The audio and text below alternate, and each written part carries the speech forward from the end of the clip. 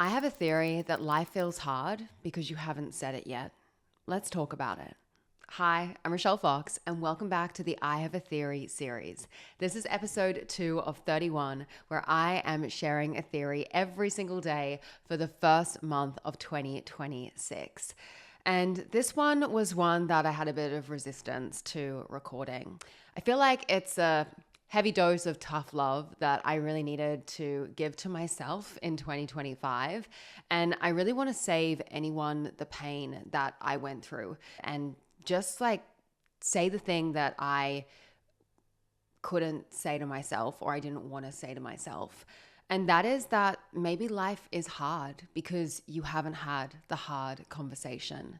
Maybe life feels difficult. Maybe things feel like you're swimming against the stream. Maybe things are frustrating and upsetting and you feel angry or annoyed or disappointed because you're not saying what you need to say. Maybe you're not saying the thing that you need to say to yourself. Maybe you're not saying the thing that you need to say to your partner in your relationship. Maybe you're not saying the thing that you need to say to your team member or to your employees or to the person that you're around on a day-to-day basis that is impacting your life. I think that 2025 taught me that avoiding conflict or trying to protect the peace isn't always the answer. Now, that's a hard lesson for me because let me tell you something about me as a person. I am a peace-seeking, very calm, gentle Libra. I am someone that wants nothing more than peace and harmony, and I actually work really, really hard in my life to create environments and situations and relationships and spaces where people can feel peace, where people can feel ease, where I am a source of peace and happiness for other people. Like that really brings me joy as a person, to be someone that brings peace to other people's lives, to help other people experience deeper states of peace. But I realized that my quest personally actually has resulted in me kind of having a resistance to having hard conversations with people, saying what I really need to say because I just want to be peaceful. But one of the big lessons I have now learned in life because of that is it really keeping the peace if it's causing chaos inside of you? Is keeping the peace with someone else or holding back the hard conversation or avoiding the conflict or just trying to, keep things kosher, is that actually doing any good if it's absolutely destroying you inside? And I think this is a conversation that we really need to have with ourselves. And I'm having this conversation with you because I wish someone had this conversation with me. I wish I had the perspective looking back on my life, for so many situations throughout the years, that actually avoiding the hard thing was actually going to make life a lot harder. And I have learned that actually maybe life is hard because you're avoiding the hard. There are many different ways to experience hard. And I think sometimes we try and seek comfort or peace or harmony at the expense of actually experiencing more distress, more disappointment, more chaos internally. So what we really actually need to realize is if it's keeping things peaceful on the outside, but actually creating chaos on the inside, it's actually not doing what it is that you want it to do. So my question for you today is, where are you avoiding hard? Where are you avoiding having the hard conversation? Where are you trying to pretend that things are peaceful or good or easy when actually they're not? Pause for a second. Ask yourself that question. Be real with yourself. Have the hard conversation with yourself. Because this is the thing that you need to understand. You are in a relationship with you. The relationship that you have with yourself, this is the longest relationship you are ever going to have in your entire life. And if there is one thing that I know is going to help you get ahead in your life, it is if you just start having the hard conversation firstly with yourself. Where are you kidding yourself? Where are you dropping your boundaries? Where are you lowering your standards? Honestly, bitch, where are you lying to yourself? This is something that I have stopped doing. I am no longer lying to myself. And let me tell you, it is a brutal practice. I didn't realize until 2025 how much I was lying to myself. And it is a humbling experience to allowing myself to really have hard conversations with myself. And I think this has come from being able to create such a nurturing relationship with myself through self-love and to have so much compassion for myself that now I just want the best for myself. And I want you to want the best for you. Like, honestly, babe, you need to decide that you want the best for yourself, that you deserve the best for yourself. And in order to get the best for yourself, the best treatment, the best life, the best opportunities, just the best experience of this one shot that you have of being you, you need to be honest with yourself, like radically honest, to the point where the honesty that I'm asking you to have with yourself is going to make you really fucking uncomfortable. Because it's not easy to be really real with yourself, to really sit with yourself and ask yourself, like, are we happy with where we're going? Are we happy with how we are moving through life or what we are doing? Like, are we happy with the people in our lives? Are we happy with our habits, our body, our relationships, our whole entire existence? Because I think so many people numb themselves out to how they actually feel about things. And they just, experience so much chaos in the world around them that they just try and create as much peace as they can in their own environment. And in doing that, sometimes it actually ends up creating more chaos for them in the long run. There's something I've always lived by in my life, which is short-term sacrifices, long-term rewards.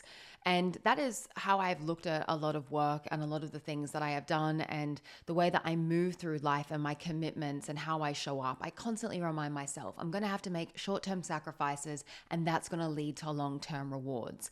And I'm now applying that concept to the idea of having hard conversations with myself and having hard conversations with other people, or doing hard things in life that I don't necessarily want to do because they're uncomfortable. They're things that I would rather avoid. There were things that I'd rather sweep under the rug. And we all have these things. And it's a macro and a micro level. We do this every single day. Sometimes it's the little choices. The little things are the big things. We could go up the escalator or we could take the stairs. You have micro moments every single day to choose to do the hard thing. Sometimes it's okay to take the escalator, but other times it's really a practice of just being truthful with yourself that actually taking the stairs is better. It's better for my long-term health. This is something that I should do. And ask yourself, in these little moments, where are you avoiding doing the thing that you know you should do in order to feel more peace or more happiness or more health or more wealth?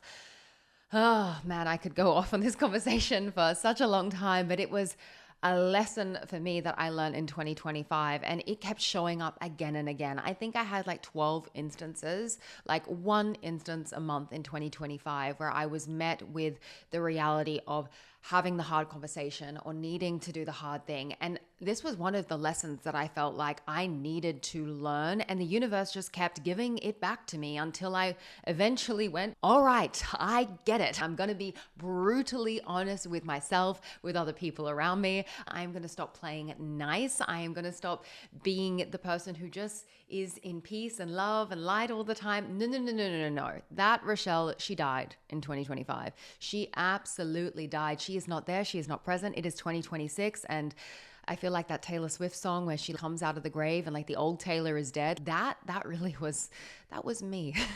That is me. I feel like I have risen. And I needed to share this one with you today because I know that your 2026, or whenever you are listening to this podcast, whatever reality timeline you are in, or time space reality, you've found this piece of content in the ether or the internet.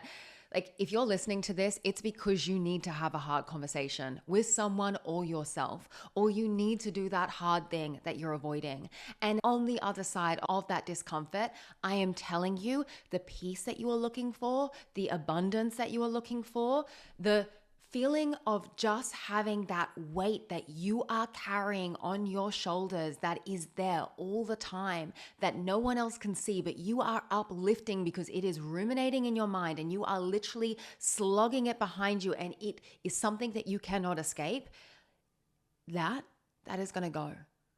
the minute you decide to do the thing that you're avoiding, whatever it is, and you know what it is, as you are listening to this podcast, I know that you are thinking about something. Yeah, this is your sign to go and do this thing. It's your sign. Like, I'm talking to you. Go and do it. And I'm going to tell you now, it might not be easy. There might be some backlash from it. There might be a few days where you feel really down and out and it was just like, what the heck just happened there? But I'm telling you, once the dust settles, oh my gosh, babe, you're going to feel so much more peace. You're going to feel so much more ease, and you're going to feel so much stronger. And I want to tell you that you're going to be so proud of yourself for letting go of that weight that no one else can see, but you know you are carrying.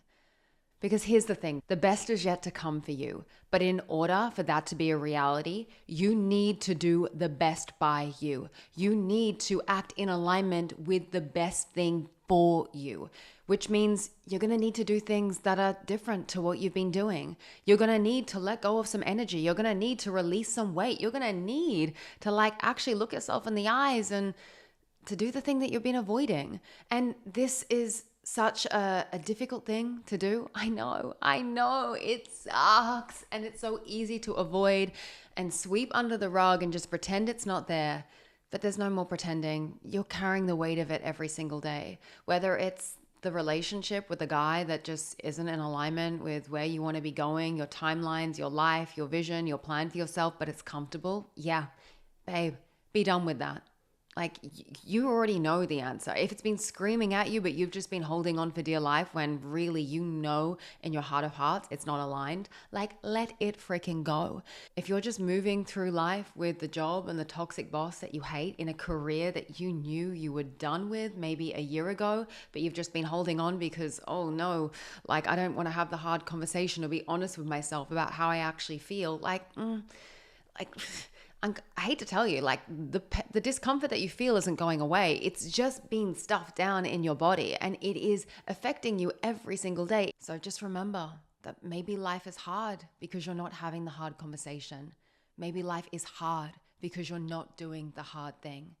Maybe you feel so much chaos because you're trying to bring so much peace where you can't meet this thing with peace. Maybe there needs to be some kind of chaos. You need to go through some storm to get to the other side. Wherever you are playing it cool, where you are actually really not cool inside, this is your siren to go and make the change, to use this energy of the fire horse, this action-orientated year to really transform your life. But you have to make the decision and you have to live in alignment with the reality timeline where you are doing the best for you. And the best thing for you is meeting life with truth, with honesty, and with the fire that I know you have inside of you and the strength that I know is within you. So my friend, that is it for today. That is number 2 of 31 theories in my 31 Theories series. It would mean the world to me if you're listening to this podcast episode, if you haven't already, to go and rate the Mindspo podcast. I've got big goals, big dreams, big visions for this podcast and this community in 2026 and beyond. And the only reason I'm able to do any of it is through you. It's through this community. It's through your support. So if you could go and give this podcast a rating wherever you are listening to it, share it with a friend, let someone else know that this podcast exists. Go and share this with someone that you know is avoiding the hard truth. And if you got sent this podcast, just know it's because someone really loves you. I think that this podcast episode I've done, it's weird. I'm having this conversation with you because I really want the best for you. I always say, I want nothing more than for you to be healthy, wealthy, abundant, and free. That is my goal, my vision, my dream that I have for everyone in my community. And I know now in my heart of hearts that how I'm actually going to help you become the best version of you is by having harder conversations on this podcast, by being a little bit more uncut, unfiltered, real, honest, and audacious, because it's 2026, baby, and we are changing things up. Anyway, I'm sending you so much love. I will see you for episode 3 tomorrow. We are on a roll. 2026 is our year, and the best is yet to come for you, for me, and for everyone in this community. And as I always say, you create your own reality. So, my friend, go out there and make some magic.